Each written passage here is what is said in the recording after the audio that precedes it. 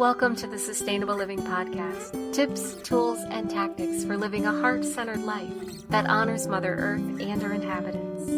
The information shared on the Sustainable Living Podcast reflects the opinions of host Marian West, Janice Friant, and their guests. Please use your own discretion and research before applying any information to your individual situation. Now, here are your hosts, Marian and Janice. Welcome to the podcast, everyone. Today, I'm excited to be joined by someone who is an aficionado on health and nutrition. Her name is Marissa Vicario, and I think she's going to have a lot of great tips for us all to help us on our road to becoming more healthy in 2017. Marissa is a certified integrative nutrition coach and the author of the best-selling and award-winning book, Your Holistically Hot Transformation. Embrace a healthy lifestyle free of dieting, confusion, and self-judgment. Welcome, Marissa. Thank you so much for having me, Janice. It's great to be here. Oh, I'm so glad that you could make it. I know there's going to be a lot of people that are going to be interested in your tips. But before we get going on that, could you share a little bit about your journey? What brought you to this place in your life? Yeah, so I used to work in a corporate job. I was doing public relations and marketing for a high technology company, and I liked the job, but there was something missing. It wasn't really lighting me up.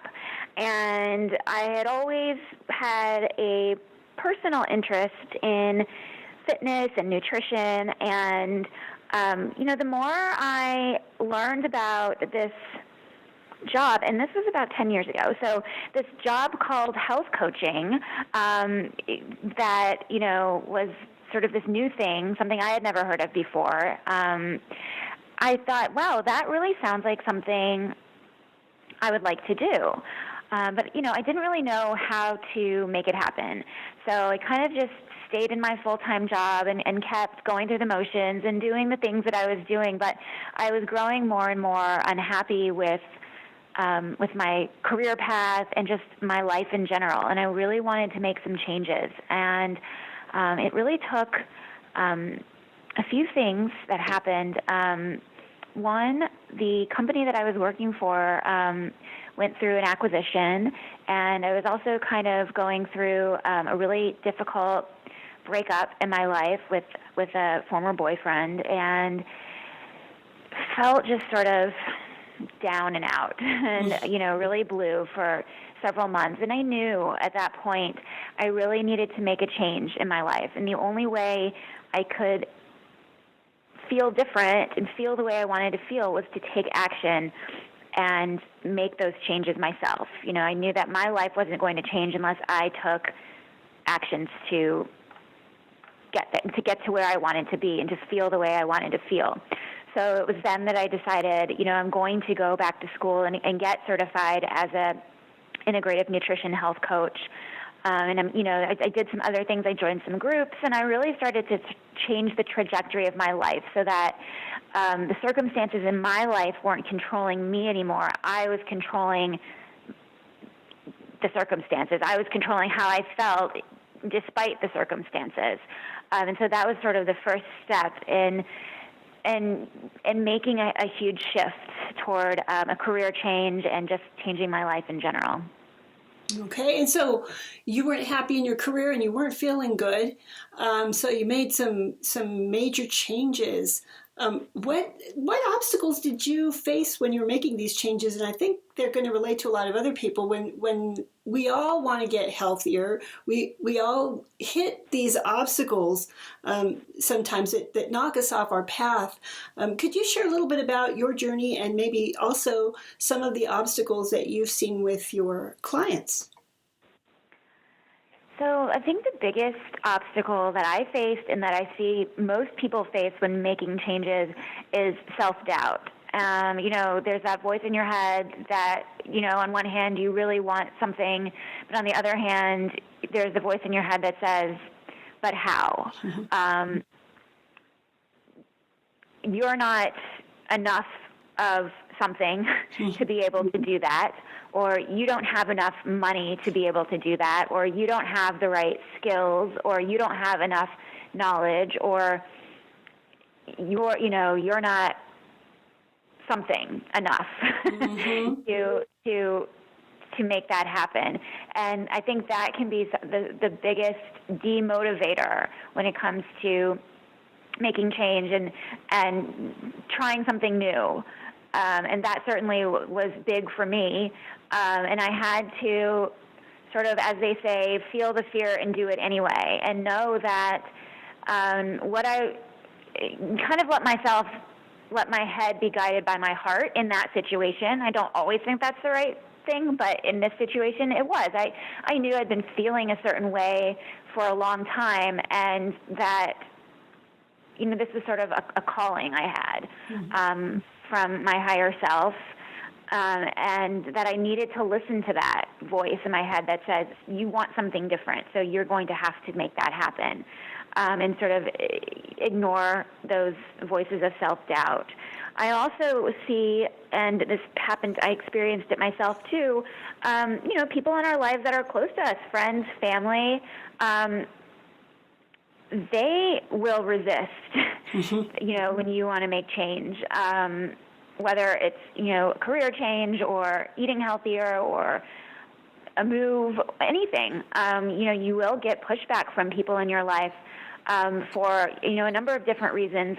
A lot of the time it's, maybe they want to make those changes too, but they're just not there yet. And so it's their own internal self-doubt, and they're projecting that onto you. And it can be really hard to say, I hear what you're saying and I understand your concern, but this is what's right for me right now, and I really need your support. And it can, there are circumstances where you might have to sever ties with somebody, either for a period of time, or sometimes, you do have to reevaluate the relationship if it's not a relationship that's lifting you up and supporting you. And that certainly did happen to me as well. So yeah, those are two big ones for any kind of thing that you want to do in your life. I found for me, I realized it took a lot of actual meditation and work on myself to start to even recognize this negative talk that I was doing in my head. It's funny. I would go for a day, and at the end of the day, I felt kind of yucky, and I'm like, what the heck's going on? Why do I feel so bad? Nothing bad has happened. And over time, because of meditation, I started to recognize this talk that was going on in my head that it probably had started way back when I was a little kid. I'm not good enough. Something bad's going to happen, and who am I to do this? Or if it hasn't been done before, well, then obviously that means it can't be done. Period. There's so many weird things that we tell ourselves, and it is huge. I mean, that is really the birth of what gives you the ability to do anything in your life, is your ability to believe that you can do it and that it can be done, and kind of silence those voices. And often they do take the form of other people, like our family and our friends. And often it's just well-meaning. They don't want to see us fail or whatever. Sometimes it is that they're very threatened by any kind of change, because when they see you doing something, well, then they have to kind of look at themselves, and go, she's healthy, why aren't I? So, yeah, it's huge. I think you really hit the nail on the head. That is the source of so many obstacles that we have whenever we try to do anything.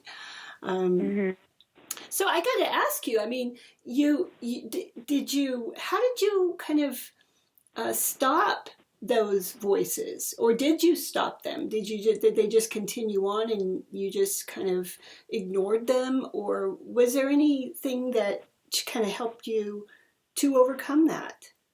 Yeah, I mean, I think for me, it's been And I mean, I'm in no way am I healed of all self-doubt. I still have it a lot, all of us do. And it's something we have to work through, especially when we're, venturing into something that might be out of our comfort zone. It does still come up. For me, meditation has been a really, really, really huge force in my life, something that has really helped me to be more self-aware and to have a different perspective, and also just taking different courses in self-awareness and just really working on myself and looking inside and understanding where that self-doubt comes from. Like you said, these are things that are cultivated in our childhood most often, and just, having that awareness and that knowledge really helped me understand that these thoughts aren't real. Mm-hmm. And, and sometimes it was just, taking the leap and seeing what happened and realizing, okay, what's the worst that can happen if this doesn't work out? It's most of the time it's not going to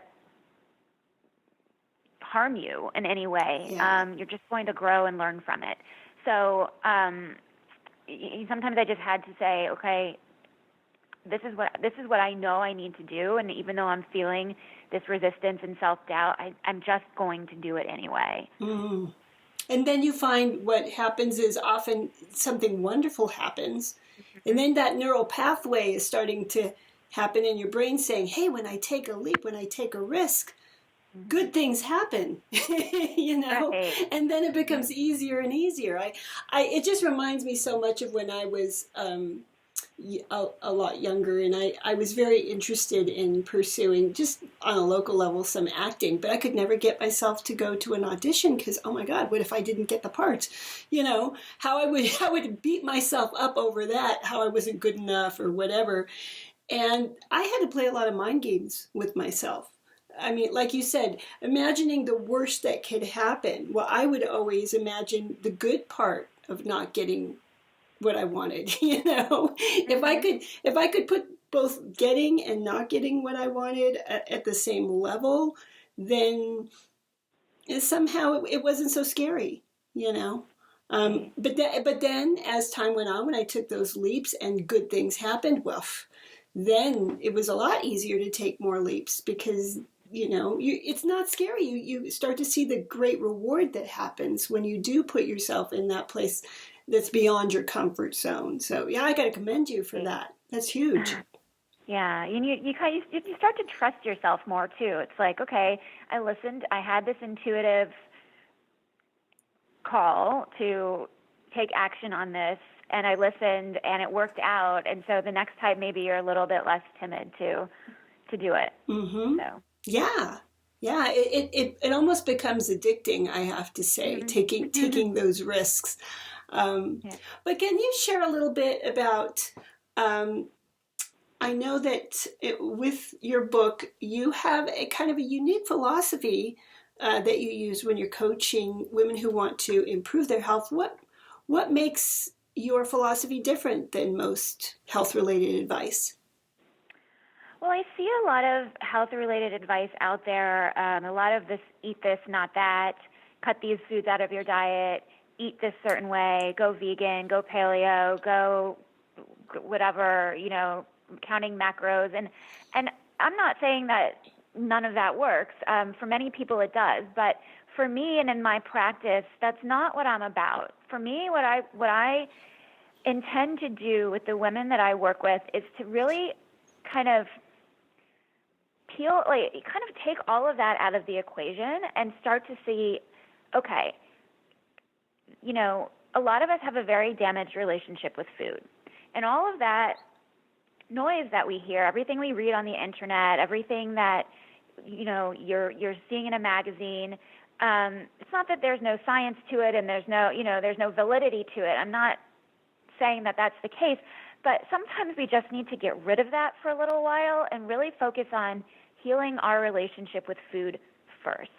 And when we can do that and come from a place of, okay, I'm really focused here on creating the best health that I can for myself from a place of trusting myself to make the right choices for me, instead of listening to what everyone else is saying and then trying to apply that to my life, which can get, what I've noticed happens with a lot of my clients who have come to me is they're confused by everything. Do I eat this or that? Or do I cut out gluten or dairy, or is cheese really so bad? So, you hear there's so much that we're flooded with information in the age of the internet. But I like to remove all of that and really work on understanding what is your relationship with food? Where did it come from? And how can we start to heal that first before we start to look at what foods work best for you? And then we do get to that point, and we can start to say, okay, you know what? I notice when I eat milk or cheese or ice cream, I get a really bad stomach ache. So then we can start to say, okay, let's cut that out for a little while and see if your health improves, see if you feel better. And, maybe that food, maybe dairy isn't serving you. But we can only do that once we've really healed our relationship with food and understand that there are no good and bad foods, just that some foods work better for others than others do.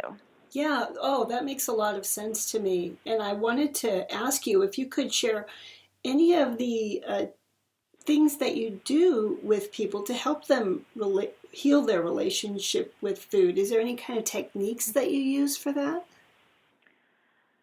Well, it's really different with every client. My coaching is, I do a lot of intuitive coaching and transformational coaching, and I have a little bit of training in that's helped me to ask the right questions and really understand, help a client dig a little bit deeper and help her understand exactly where some of her emotions and where some of her thought processes are coming from.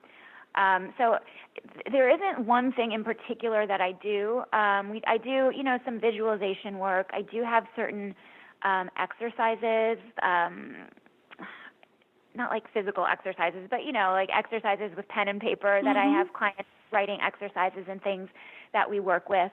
And then it's really just asking the right questions and knowing where to dig deeper and how to get a client to think about something in a bit of a different way than maybe they have before. Oh, I would imagine just having someone to bounce these ideas off of and talk to about this would just be greatly healing. I have an interesting, I've had a very interesting relationship with food in my life. I've had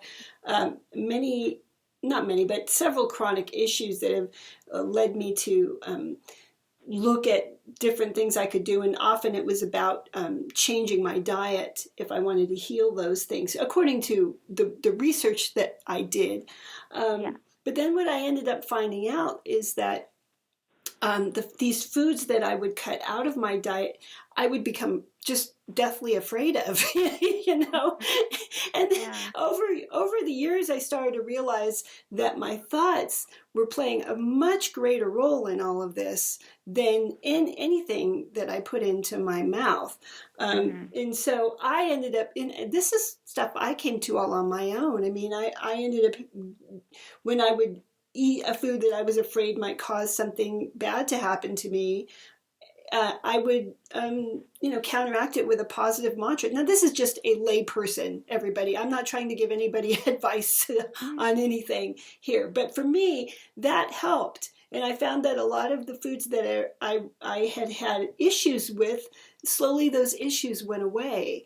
Because I did change my relationship with the food. So I think you're totally on the right track to start with the way that we are thinking about our food.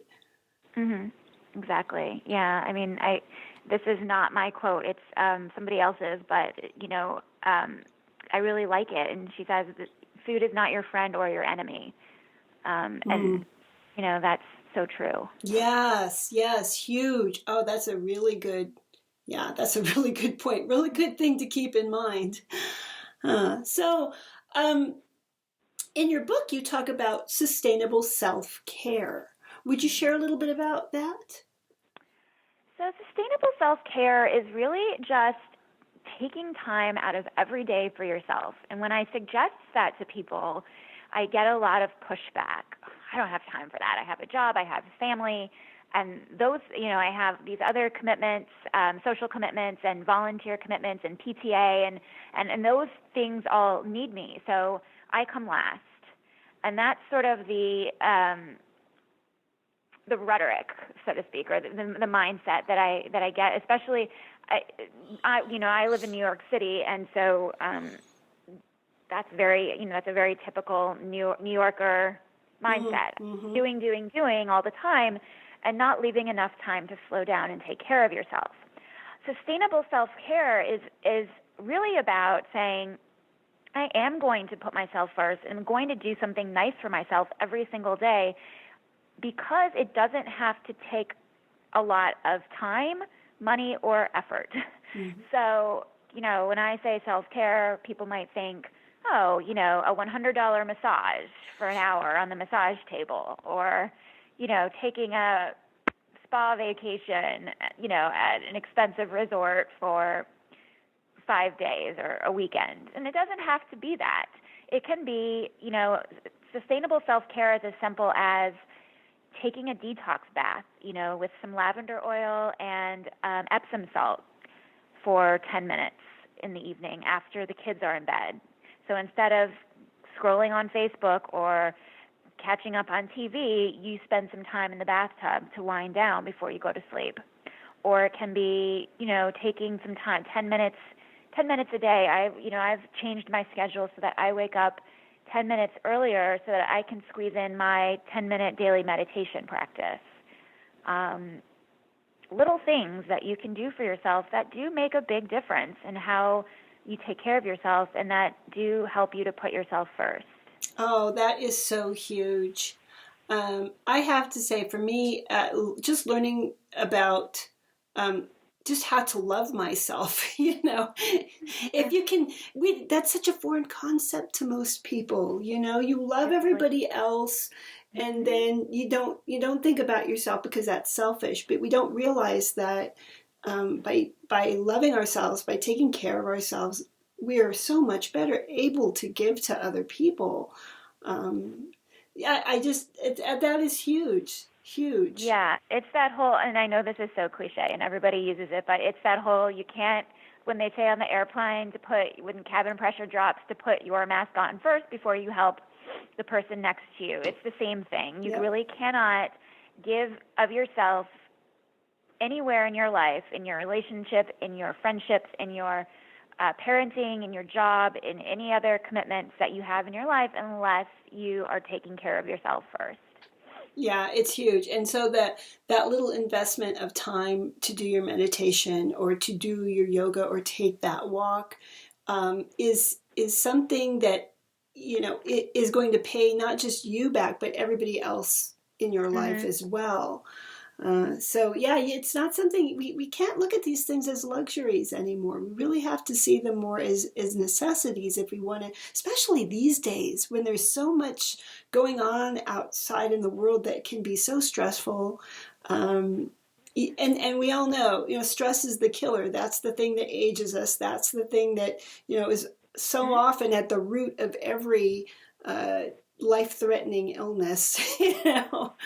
Yeah, it's so true. I'm giving a corporate wellness presentation tomorrow on stress, and that's one of the major points, is that it's a silent killer, and it really does, from everything from depression to diabetes to heart disease. I mean, stress is behind a lot of it most often.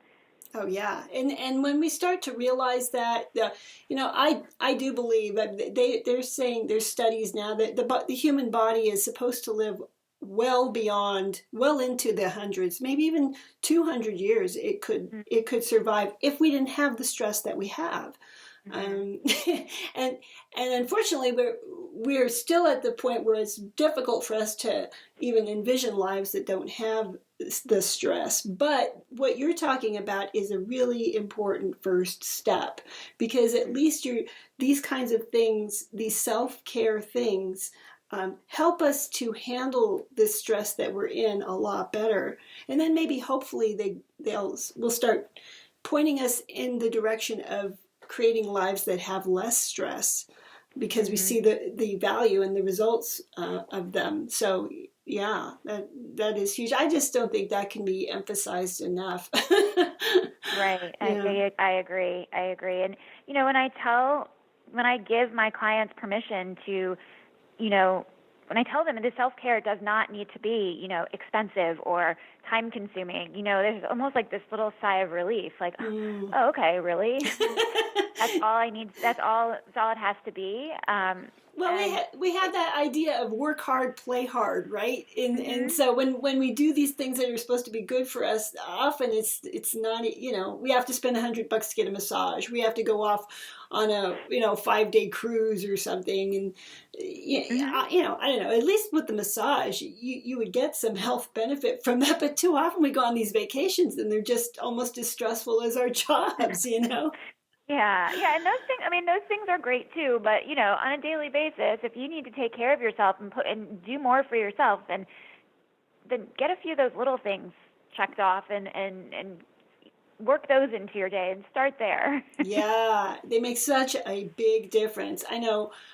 One time I went on vacation with a friend of mine, and it was so funny. I would do my own yoga practice in the morning, and he noticed when I didn't do the yoga practice. Yeah. Because he would say, he would know I would just be a little more cranky, and I would, be more inclined to get a headache or something. So, I don't know.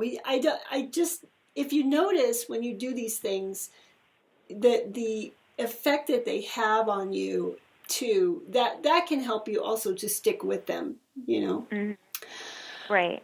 But so let's get on to a little bit to actual food here. What tips can you share with us to help with planning nutritious meals? I know you go into that a bit in your book. So, again, this is not something that has to take a lot of time and effort. And that's sort of the theme of my book is I want to simplify things for people. I want people to feel like they can do this because really it is within anyone's reach. And so with, planning meals, like you said, I do go into it in detail in my book, but it's really more about sort of staying ahead of the game a little bit. So collecting recipes and collecting some staying open and keeping your eyes open. So when you are on the internet, I use Pinterest a lot. I love Pinterest for collecting recipes, and I have tons of Pinterest boards. Anyone can find me there. I'm Marissa Vicario, or Marissa's Wellbeing and Health. I'm sorry. Mm-hmm. And so I have tons of boards that have different easy, healthy recipes. And so when I'm planning my week and what groceries I'm going to get, which is something I do every week, again, it's one of those simple little habits that really makes a huge difference in our life. My husband and I noticed that if, we're away and it doesn't happen, just meal times are a little bit more stressful. So we really like to make a habit of planning our week of meals ahead of time, which makes everything so much easier, and we end up eating a lot healthier when we do that. So I will go to my Pinterest boards and take a look at, what do I want to make this week, and choose a few recipes from that board, and that's how I plan my grocery list. And I really, instead of going to the grocery store, or if you order groceries online, or however you choose to shop, instead of just putting random items in your cart with no plan, it's so much better to have a little plan in place to, it kind of just feels like it's that crutch to support you through your week.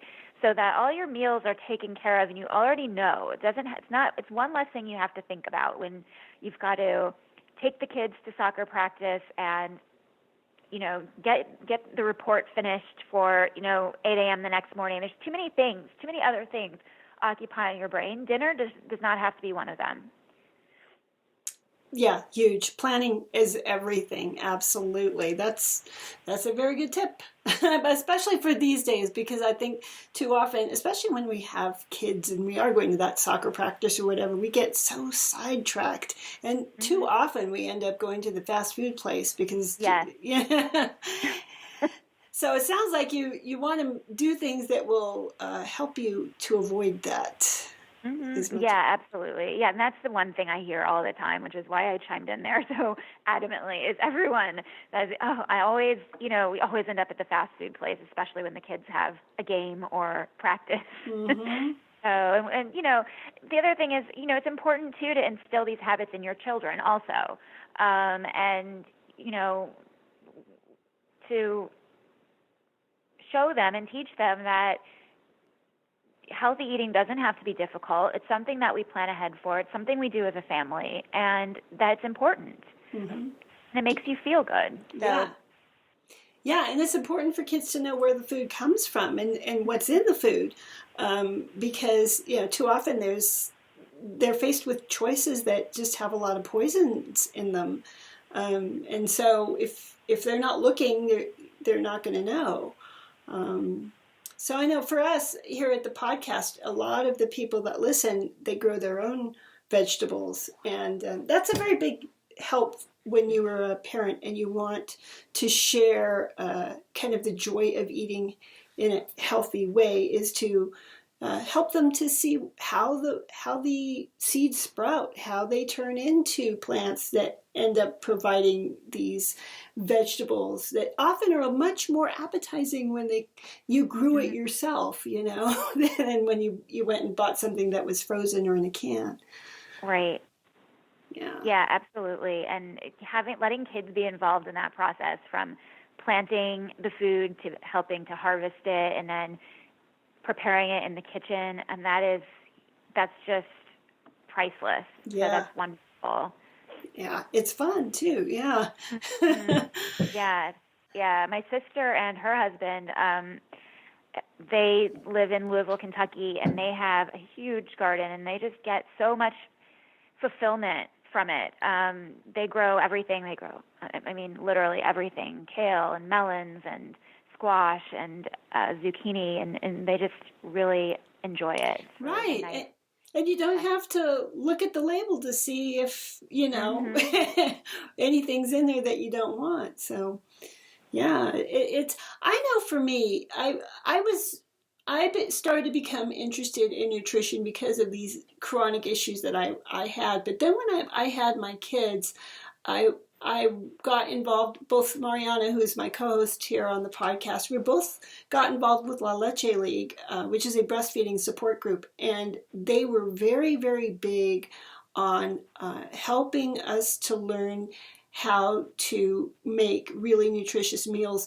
Their thing was all about whole foods, eating foods in as close to their natural state as possible. And that, they came out with a cookbook that we used to, I made a lot of recipes from that cookbook. But again, is whenever you're talking about grains, it's whole grains. Whenever you're talking about vegetables, you try to do organic as much as you can, that has stuck with me. It made a lot of sense because at the time too, people were so, like 20 years ago, people were so kind of obsessed with fat in their food or cholesterol in their food. And, La Leche League, they took a different approach. Like, just get your foods in as close to his natural state as possible, and you're probably going to be fine, Right. I mean, what's your thoughts about that? It sounds like you that whole idea that you were talking about, eat this, not that, is kind of along those lines, of that old way of like really no more, we can't have fat in our diet, right? And then, Right. whatever, 10, 15 years later, we realize, oh, we really needed that fat so that our brains could function, Exactly. Yeah. So fat is hugely important in our diets, and Yeah. I'm all about healthy fats.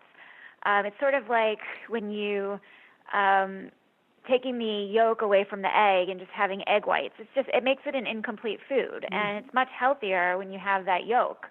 And it's that makes it a whole food. And the same thing it's similar with fat. As long as it's a healthy fat from a healthy whole food source, then you really can't go wrong with it. Yeah. Yeah. And that makes so much more sense because, when you think about back on, years ago, we didn't have a lot of the diseases that we have now. And those people were eating some, they were eating lard, Yeah. we thought, it's just so funny. Too often the whole, we get into our brains and, I don't know, people go crazy about, like you said, eat this, not that. And then too often we find out that, that was probably a good thing for us to eat or, Mm-hmm. Right. So. Yeah. Well, yeah. And, there's always, I don't even know, I forget exactly how it came about, but it was, the whole low fat craze. Yeah. And I think, that was really what I think it was in the 80s or 90s. Yeah. And Yeah. that kind of changed things. And now we're doing a 180 and kind of saying, oh, actually fat's really good for you and you need it. Yeah. Yeah, and La Leche League was ahead of the curve on that one. But even today, I'm still trying to convince my mom. My mom, I love her to pieces, but she had such an issue about any kind of fat or any kind of cholesterol because her mom had a heart problem, and she just didn't want to. She was just so afraid of anything like that, and it seemed to me that she ended up eating so many kind of processed carbohydrates that, well, she ended up with type 2 diabetes. So again, that eat this, not that thing, gotta watch that because it can be dangerous. Sure. So what tips I'm sorry, you go ahead. Well, and if you're not getting the nutrients that your body needs in that situation, what was happening was that she was compensating with something else because she wasn't feeling satiated. And so she was compensating with those processed carbs, which, again, you're creating an imbalance there, and it's causing, disease. Yeah, exactly. And it's funny that we're having this conversation now because I got an insight that just popped into my mind this morning was about how if you can get in tune with your body, if you can start to listen to what your body is telling you, often it will lead you to and especially if you cut out a lot of processed stuff and you're not eating a bunch of sugar, your body will often lead you to the things that you really need, that it really needs. And so the head can get in the way there, can't it? But again, we have to be in tune and really be paying attention to how our bodies are feeling. Is that something that you help your clients to do? Yes, 100%. And interesting because that's something I talk about in my book is when you feel in tune with your body, you will make the right choices and you trust yourself and you have the knowledge. When those three things come together, you will make the right choices more often than not. And so often when I am coaching clients, say we're on a coaching call or we're meeting in person and they ask me a question and I will kind of bounce it right back to them and say, what is your body telling you? And it's not an easy question to answer. And again, that kind of forces them to start to learn how to listen to their body so that between sessions when, we speak once a week with my clients and we meet once a week. And between sessions, they can start to ask themselves that question too. What's my body telling me about either what I want to eat or what the food that I just ate. Mm-hmm. So your body it sends you signals all day long, and your job is to listen to that. Yeah, it's huge. And when we're real busy, that can be difficult. So again, making that time for yourself where you're sitting in a bath or you're meditating or you're taking a walk outside can help you to get in tune with how your body is feeling. I know with yoga, that's something that we really emphasize. When people come to a yoga class, we try to get them to, often, not everybody, but often we try to get them to take, just take an inventory. How is my body feeling right now? And then we also like to get them after the class to, okay, how is my body feeling now? How has it changed, Yes. Yeah. So moving on, could you share a little bit about what tips you might give to people who are looking to detoxify?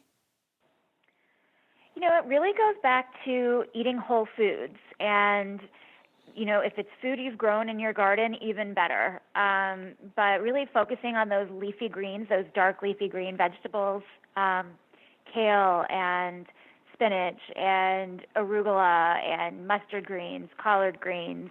Any of those dark green leafies are amazing for detoxification. In my book, I have a chart it's a great resource. It's really looking at the foods that alkalize and the foods that are acidic. So you want to eat more foods that are alkalizing for your body in order to detox. And, again, that's things like those leafy greens. Lemon is very detoxifying and alkalizing. Yeah, surprisingly, most people think of it as being acidic. Well, it is acidic. Citrus is acidic, but it has when it's in your body, it has an alkalizing effect. Oh. So yeah, it's one of those that behaves the opposite of what it is. Mm-hmm. And sprouts, any variety of sprouts are really alkalizing and detoxifying. So yeah, so that's a great place to start, is looking at those alkalizing foods and then just removing any processed and packaged foods, the white carbohydrates, so your white sugars, your white flours. Mm-hmm. Yeah. So caffeine, caffeine in excess, alcohol. Sugar is a really big one. I know, sugar addiction is a big issue right now. So trying to heal any sugar addictions that you might have. Those are really great places to start. Yeah. Well, what do you think about, I got to ask you, what do you think about coconut sugar? So it's, sugar is sugar is sugar. Here's the thing. If you have a really bad addiction to sugar and you want to try something a little bit more gentle, you can use coconut sugar, but you're still feeding a sugar addiction at the end of the day, whether it's agave nectar or coconut sugar or honey. All of these things these items are sugar. So this is something you need to be a little bit careful with. So very small quantities if you're going to indulge at all. Yes. Yeah. Okay. Yeah. Well, there's always fruit. If you've got a sweet tooth, right? Yeah. So so it sounds like a green smoothie in the morning might be a really good way to detoxify for some people. That could be a really great way to detoxify, especially if your body is not ready for solid food in the morning. Many people find that they like something like a smoothie because it's blended up and your body doesn't have to do a lot of work to digest. Some days I'm craving a smoothie. Other days I really want like eggs with kale or spinach and, a big omelet with lots of leafies and avocado.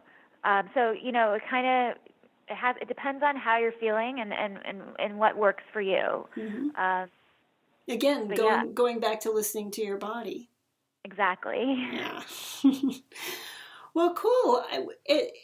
it sounds like we're getting to the end here. Was there anything that you would like to share with our listeners today that maybe we haven't touched on that, well, hopefully might help to inspire or at least give them some important information that might help them to get more healthy?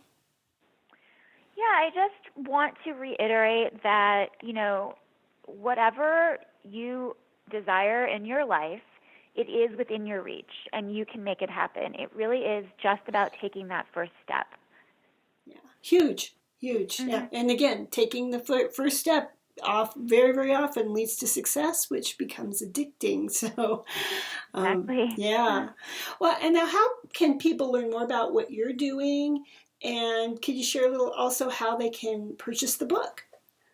Yes. So the book is available. If you go to my website, there's a tab that my website is. What's the website again? It's mwahonline.com. Okay. mwahonline.com. Mm-hmm. And there's a tab on the top that says book. So you click on that, and it basically shows you everywhere that the book is sold. It's on Amazon, it's on barnesandnoble.com. And to remind everybody, the name of the book is Your Holistically Hot Transformation. Embrace a healthy lifestyle free of dieting, confusion, and self-judgment. Yes, and it's available in ebook, paperback, Kindle, audiobook. So there's a number of different options there, whatever your listening style or reading style is. Great. Oh, well, thank you so much, Marissa, for coming on the show today and sharing those tips. I'm sure everybody here is going to want to make use of the valuable information that you just shared. Well, thank you for having me. It was a pleasure to share my passion for health and wellness with you and your listeners. Thanks for joining us on the Sustainable Living Podcast. For more sustainable living tips, join our Facebook group, Sustainable Living Tips, Tools, and Tactics, and follow us on Twitter